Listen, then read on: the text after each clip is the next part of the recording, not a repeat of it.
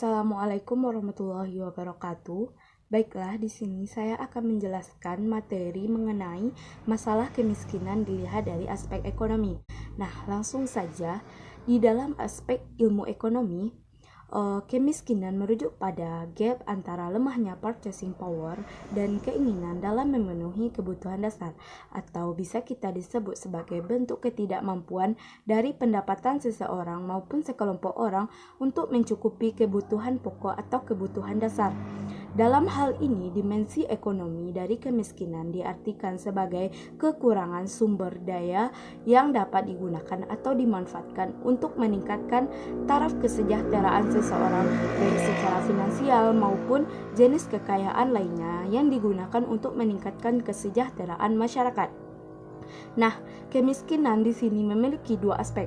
Yang pertama itu aspek pendapatan yang dijadikan sebagai indikator kemiskinan, yakni pendapatan per kapita, sedangkan untuk aspek konsumsi digunakan sebagai indikator garis kemiskinan. Konsep kemiskinan menurut para ahli ekonomi yang pertama itu menurut Nugroho dan Dahuri. Menurutnya, kemiskinan merupakan suatu kondisi absolut atau relatif di suatu wilayah di mana seseorang atau sekelompok masyarakat tidak mampu mencakupi kebutuhan dasarnya sesuai tata nilai atau norma yang berlaku. Yang kedua, menurut Tadaro, Smith, dan Kuncoro, bahwa kemiskinan merupakan masalah global yang dihadapi dan menjadi perhatian orang di dunia. Negara miskin masih dihadapkan antara masalah pertumbuhan dan distribusi pendapatan yang tidak merata, sementara itu banyak negara berkembang yang mengalami pertumbuhan ekonomi yang tinggi namun kurang mampu memberikan manfaat bagi penduduk miskinnya.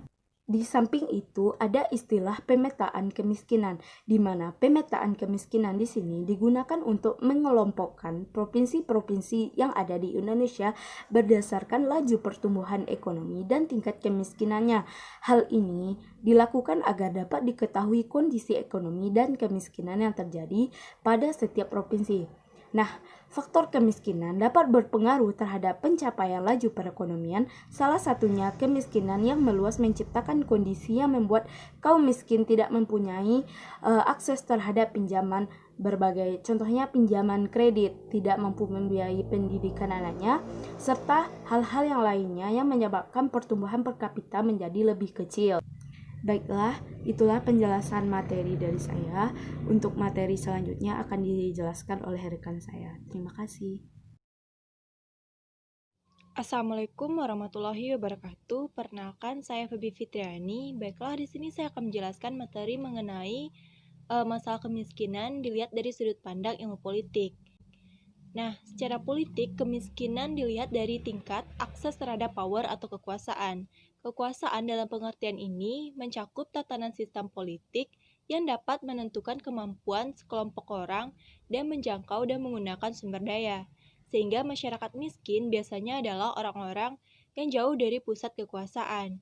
Nah, dilihat dari aspek politik ini, ada kaitannya dengan kecilnya akses terhadap berbagai fasilitas dan kesempatan, diskriminatif posisi lemah dalam proses pengambilan keputusan, serta lemahnya posisi untuk menuntut hak. Nah, pada dasarnya politik dalam negara berkaitan dengan pengambilan keputusan, kebijakan publik dan alokasi serta distribusi. Sebagaimana yang terjadi, bahwasanya fenomena sosial atau masalah sosial bisa terjadi apabila lingkungan tidak dapat memenuhi sumber daya. Sumber daya di sini bukan hanya manusia saja.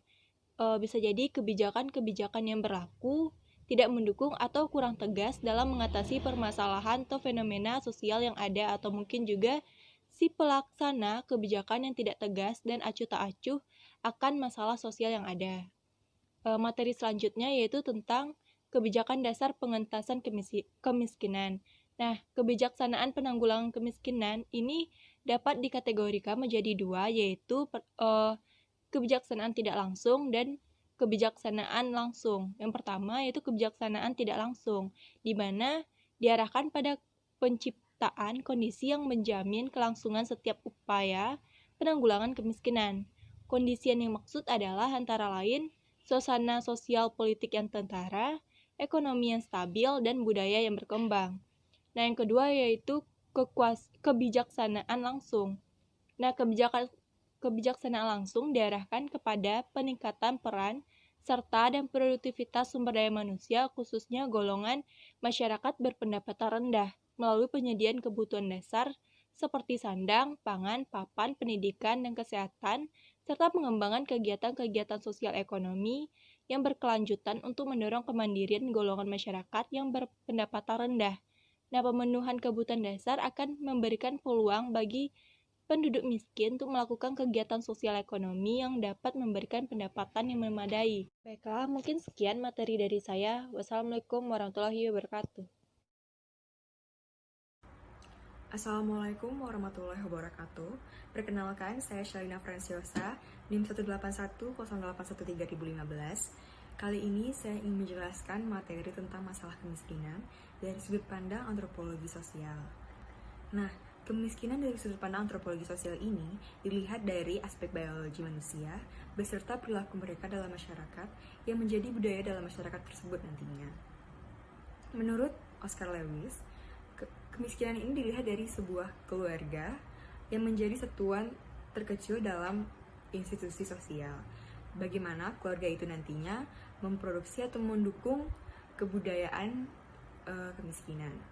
Adapun isu lain yang menjadikan orang itu miskin atau sekelompok itu miskin bisa saja seperti mereka yang tidak berpenghasilan, tingginya pengangguran, atau tingginya kelas sosial yang berada dalam suatu wilayah tersebut sehingga menekan orang kaya menjadi kaya dan miskin menjadi miskin. Akan tetapi yang menjadi budaya di sini adalah yaitu adanya ketergantungan, sikap bermalas-malasan, atau energi yang negatif yang menjadikan orang-orang itu miskin dalam segi budaya. Mungkin sekian dari saya. Apabila ada kesalahan, mohon dimaafkan. Saya akhiri. Wassalamualaikum warahmatullahi wabarakatuh.